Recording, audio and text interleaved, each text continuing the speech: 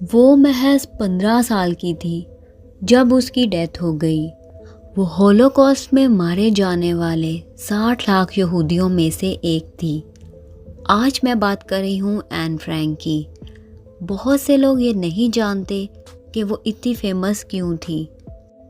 دراصل این نے اپنی زندگی میں ایک ڈائری لکھی تھی، the diary of a young girl. اس کی یہ ڈائری نازیوں کے یہودیوں پر کیے جانے والے ظلم و ستم کا جیتا جاگتا ثبوت ہے۔ این کی یہ ڈائری جب پبلش ہوئی تو اس کی کروڑوں کاپیز پوری دنیا میں سیل ہوئی اور اس پر بہت ساری موویز بھی بنی ہیں۔ آج کی اس ویڈیو میں این کی زندگی کی کچھ ایسی باتیں آپ کو بتائیں گے جو شاید ہی آپ جانتے ہوں۔ دراصل این فرینک ایک یہودی لڑکی تھی جس کا پورا نام اینالیز میری فرینک تھا۔ این 12 جون 1929 کو جرمنی کے فرینکفرٹ میں پیدا ہوئی تھی۔ این کی فیملی میں اس کے پیرنٹس اور ایک بڑی بہن مارگوٹ تھی۔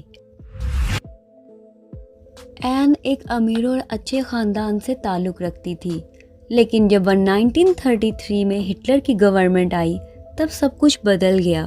ہٹلر یہودیوں سے نفرت کرتا تھا کیونکہ پہلی ورلڈ وار میں جرمنی بالکل تباہ اور برباد ہو چکا تھا اور اس کے لیے ہٹلر یہودیوں کو ذمہ دار مانتا تھا۔ ہٹلر نے یہ اعلان کر دیا تھا کہ جہاں پر بھی یہودی نظر آئیں ان کو گولی مار دی جائے۔ این کے والد اوٹو فرینک یہ سمجھ چکے تھے کہ اب ان کا یہاں رہنا خطرے سے خالی نہیں ہے اور وہ جرمنی چھوڑ کر نیدرلینڈ کے شہر ایمسٹرڈیم میں شفٹ ہو گئے اور وہاں رہنے لگے، لیکن نازیوں نے نیدرلینڈ پر حملہ کر کے وہاں بھی اپنا قبضہ کر لیا تھا۔ نازی یہودیوں کو ڈھونڈ ڈھونڈ کر کنسنٹریشن کیمپ میں بھیج رہے تھے۔ اسی دوران فرینک فیملی نے ایمسٹرڈیم میں چھپنے کا ڈیسائیڈ کر لیا اور وہ ایک بلڈنگ کے اندر ایک سیکریٹ اپارٹمنٹ میں چھپ گئے۔ اسی اپارٹمنٹ کو آج سیکریٹ اینیکس کہا جاتا ہے۔ سیکریٹ اینیکس میں فرینک فیملی کے ساتھ 4 اور یہودی لوگ بھی چھپے ہوئے تھے۔ سیکریٹ اینیکس میں جانے سے پہلے این 13 سال کی ہوئی تھی۔ اس کی سالگرہ پر اس کے والد نے اسے ایک ڈائری گفٹ کی تھی۔ سیکریٹ اینیکس میں این کی فیملی نے 2 سال اور 35 دن گزارے تھے۔ انہی 2 سالوں کے دوران این نے اپنی ڈائری لکھی تھی۔ این نے ہر اس لمحے کو اپنی ڈائری میں لکھا جو اس نے سیکریٹ اینیکس میں گزارا تھا۔ 4 اگست 1944 کو نازیوں نے سیکریٹ اینیکس میں چھپی ہوئی فرینک فیملی کو ڈھونڈ لیا تھا۔ نازیوں نے ان کو وہاں سے اوشووٹس کنسنٹریشن کیمپ میں بھیج دیا تھا۔ اوشووٹس کیمپ پہنچنے پر عورتوں اور بچوں کو مردوں سے الگ کر دیا گیا تھا۔ این کے فادر اپنی فیملی سے بہت ہی جلد الگ ہو گئے تھے، لیکن این اور اس کی بہن مارگوٹ اور ان کی مدر اوشووٹس کنسنٹریشن کیمپ میں ہی اکٹھے رہے۔ وہاں ان سے کافی بھاری کام کروایا جاتا تھا، لیکن کچھ دن بعد این اور مارگوٹ کو ان کی والدہ سے الگ کر دیا گیا تھا اور دونوں بہنوں کو برگن بیلسن کنسنٹریشن کیمپ میں ٹرانسفر کر دیا گیا تھا، جہاں ان دونوں بہنوں کی ڈیتھ ہوئی تھی۔ آج تک یہ پتہ نہیں چل سکا کس نے این کی فیملی کے ساتھ دھوکہ کیا تھا۔ یقیناً وہ شخص یہ جانتا تھا کہ فرینک فیملی کہاں چھپی ہے۔ جب شروعات میں این کی ڈائری پبلش ہوئی تب ہزاروں لوگ نیدرلینڈ میں ان سیکریٹ رومز کو دیکھنے کے لیے جاتے تھے جہاں این اور اس کی فیملی نے چھپ کر 2 سال گزارے تھے۔ بعد میں 1960 میں اس بلڈنگ کو ایک میوزیم میں بدل دیا گیا اور اب اسے این فرینک ہاؤس کہا جاتا ہے۔ وہ تمام 8 لوگ جو سیکریٹ اینیکس میں چھپے تھے، ان میں سے این کے فادر اوٹو فرینک ہی ایسے تھے جو کنسنٹریشن کیمپ سے زندہ بچے تھے۔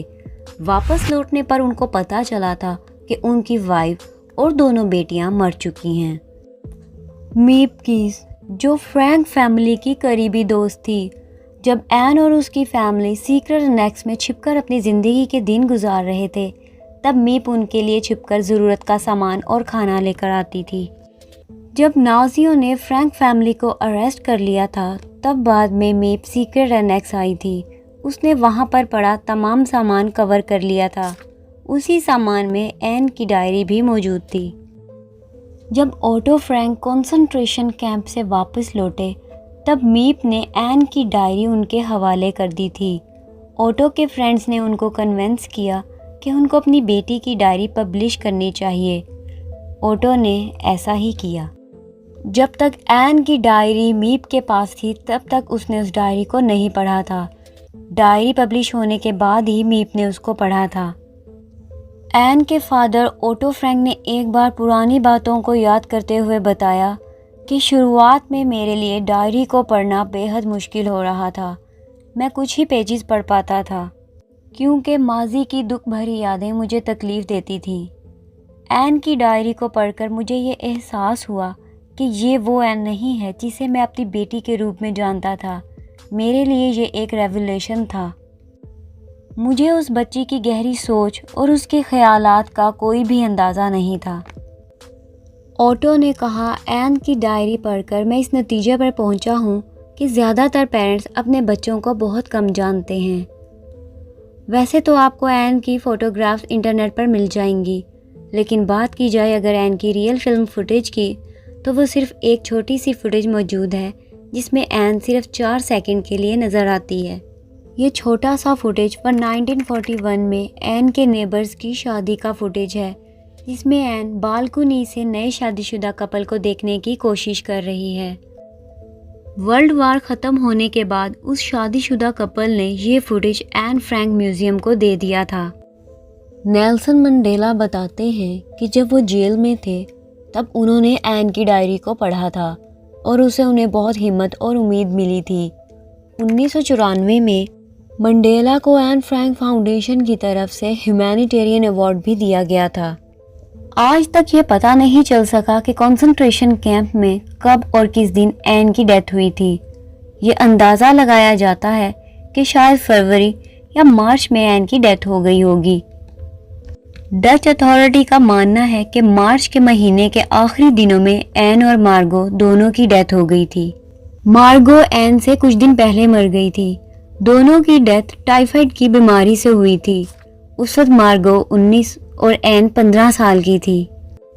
15 اپریل 1945 کو برٹش آرمی نے برگن بیلسن کنسنٹریشن کیمپ کو لبریٹ کروا دیا تھا، مگر افسوس کی بات یہ ہے کہ وہ کیمپ لبریٹ کروائے جانے سے کچھ ہی ہفتے پہلے این کی ڈیتھ ہو چکی تھی۔